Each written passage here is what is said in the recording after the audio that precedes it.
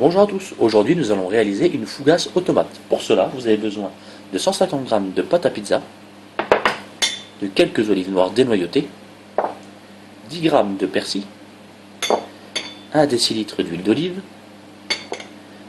de l'emmental râpé, de tomates cerises, de sel et de poivre, et d'une plaque de cuisson pour la fougasse.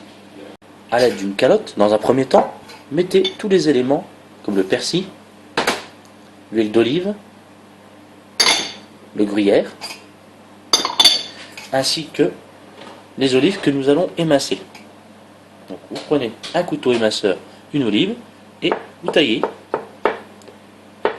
comme ceci, de fines lamelles. Je vais vous en montrer une, vous l'émincez. Et voilà, vous faites des tranches très fines d'olive. Nous allons également y ajouter des quartiers de tomates cerises. Donc vous prenez votre tomate cerise et vous la coupez en 4. Comme ceci. Voilà, et vous ajoutez dans votre premier mélange. Vous faites toutes les tomates. Pour terminer la recette, nous allons avoir besoin de 30 g de sauce tomate. Vous les y ajoutez dans la calotte. Voilà, et vous faites le mélange de tous les éléments. Une fois que votre mélange est terminé, vous le réservez au frigo le temps de préparer la pâte. Nous allons maintenant étaler la pâte à pizza. Mettez un peu de farine sur votre poste de travail et roulez là-dedans en appuyant dessus légèrement. Et à l'aide d'un rouleau à pâtisserie, étalez-la comme une pizza traditionnelle. Comme ceci. Faites la taille que vous voulez avec la pâte que vous avez. Une fois que votre pâte est bien étalée, disposez-la sur le plateau de cuisson. Voilà, et prenez votre mélange. Et vous badigeonnez légèrement celui-ci. Voilà, vous garnissez bien la pâte.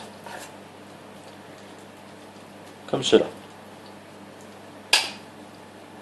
Pensez à garder un petit peu de mélange pour la fin de la recette. Une fois que vous avez badigeonné votre pâte, vous la refermez en la repliant sur elle-même. Vous appuyez pour qu'il n'y ait pas trop de hauteur. Ça pourra aider à la cuisson. Ensuite, à l'aide d'un filet de sole, faites quelques entailles sur le dessus, ce qui permettra aux éléments de ressortir. Comme ceci. Vous voyez, on voit l'appareil apparaître. Et avec le restant des éléments, vous rebadigeonnez le dessus. Comme ceci. Toutes ces opérations terminées, mettez votre fougasse au four à 200 degrés pendant 10 minutes. Donc au four à 200 degrés pendant 10 minutes pour que vous ayez une fougasse croustillante et moelleuse. Voilà, notre fougasse a cuit pendant 10 minutes à 200 degrés. Vous la mettez sur une assiette adéquate. Et je vais vous montrer lors de la découpe. Donc vous prenez un couteau bien aiguisé. Et voilà. Vous avez votre fougasse parfaitement cuite et parfaitement croustillante pour vos invités. Bonne continuation!